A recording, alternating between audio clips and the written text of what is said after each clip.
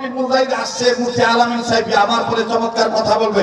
একটু আমরা সবাই হকের পক্ষে আসি না? একটু একটু হাত উঠান তো দেখি, হাত উঠান, হাত উঠান।